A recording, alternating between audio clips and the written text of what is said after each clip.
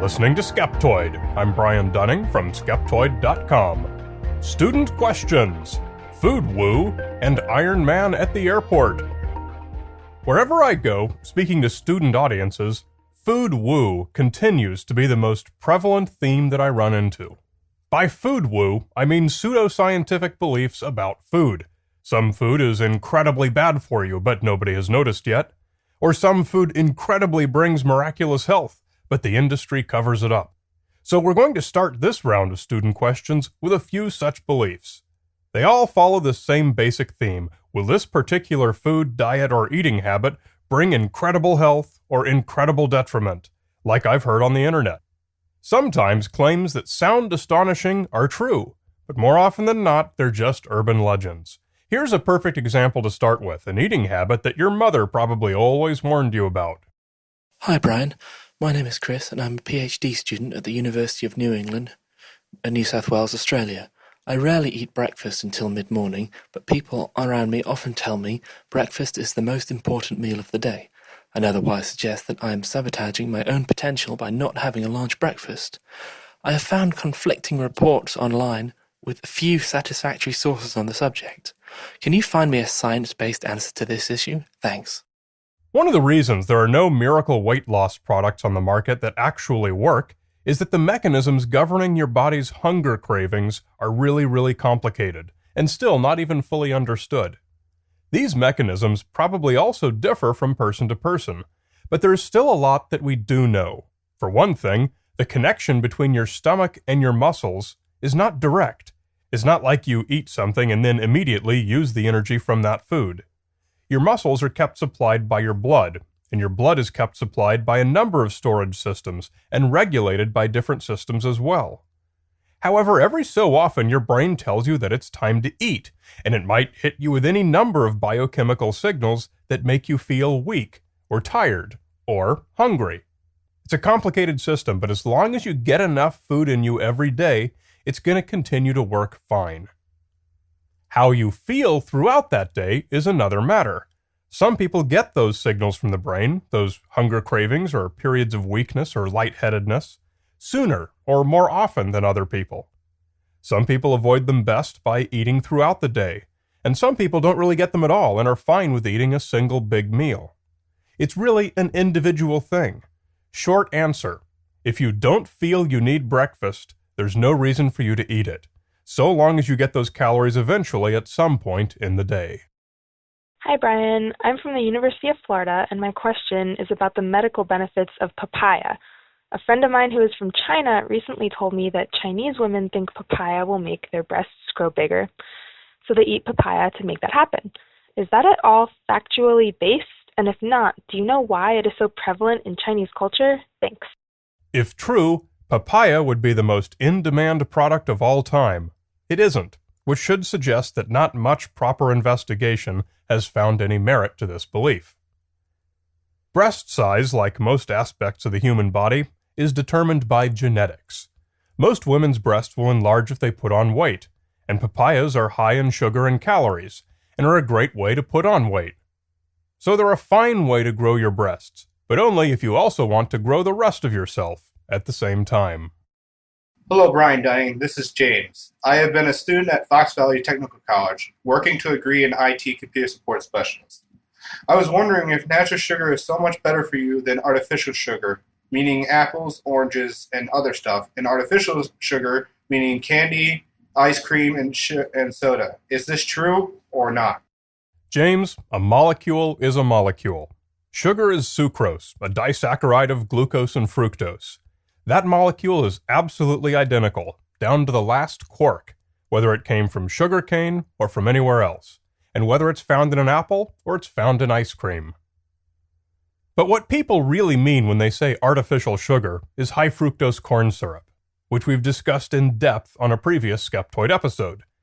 HFCS consists of those same two monosaccharides, glucose and fructose, yet they're not chemically bound together.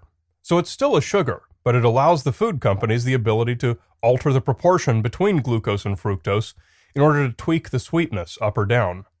When you eat sugar, the first thing your digestive system does is to break that bond. So whether you eat sugar or HFCS, makes no difference once it's in your body.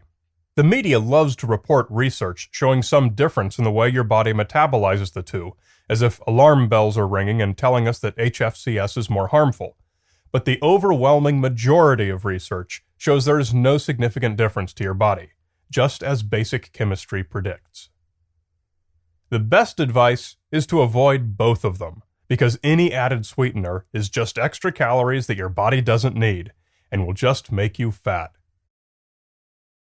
Okay, enough with the food woo. Let's move on to some other subject areas, beginning with brain training video games, also making incredible sounding claims.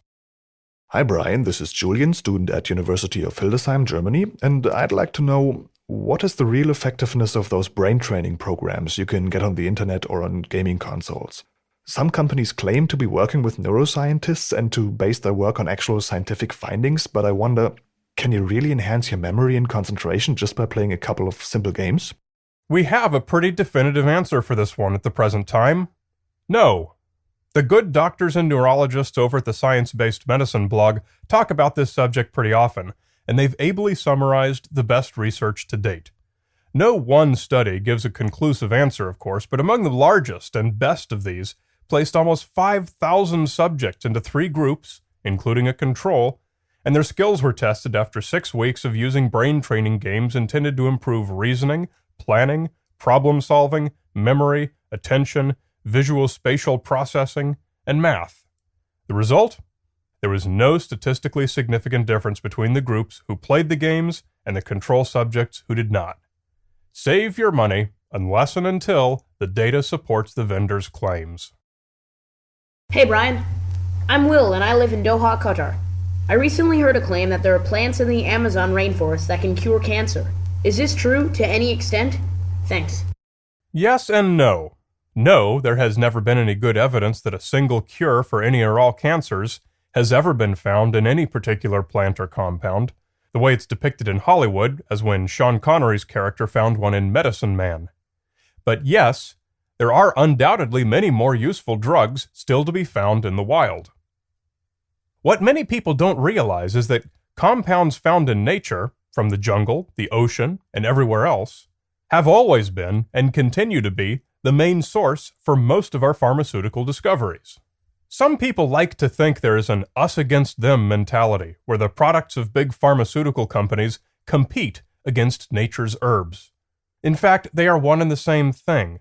Every pharmaceutical company in the world has researchers everywhere, searching and testing and studying nature, just like Sean Connery's character, and hoping to find the next discovery. Cancers represent such a huge and diverse category of diseases that it's very unlikely any one compound will treat all of them, Amazon rainforest or not.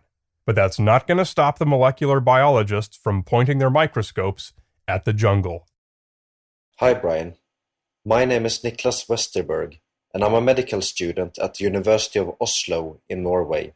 In a recent lecture on hemochromatosis, we were told about this person being stopped at an airport in the security control because he had so much iron in his body. To me, this sounds like an urban legend. Could this really be true? This is very unlikely. Most of these stories seem to reference an old medical case where a guy nicknamed the Iron Man supposedly set off a metal detector and couldn't get on a plane. But as far as finding well-sourced modern cases where specific names and dates are given, I came up empty. Nevertheless, this story is repeated on many web pages and throughout the literature.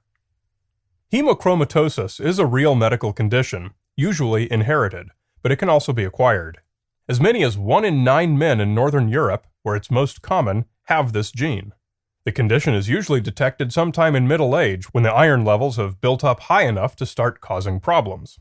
The worst cases can have 10 times the normal amount of iron in their bodies, possibly as much as 40 or 50 grams. The treatment is simple phlebotomy, draining blood from the patient a bit at a time until the iron levels are normal. Airport metal detectors are basically magnetometers. They're triggered by metal inducing an electromagnetic current. For induction to happen, you have to have a continuous piece of metal. Conversely, the iron atoms in our hemoglobin are chemically bound within large organic ring molecules called hemes. There is no induction-capable metal in your blood. This is also why blood is not magnetic, just as rust is not magnetic. An element's properties are largely determined by its chemical state, and iron-rich hemoglobin has completely different properties than simple iron. So, who the Iron Man was, and whether he actually set off a metal detector, and what caused it to go off, we don't know. But we can be pretty sure that the cause was not hemochromatosis, no matter how many web pages say that it was.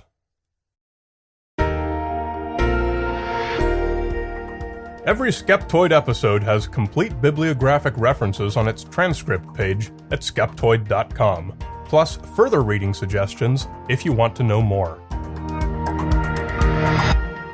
You're listening to Skeptoid, a listener-supported program.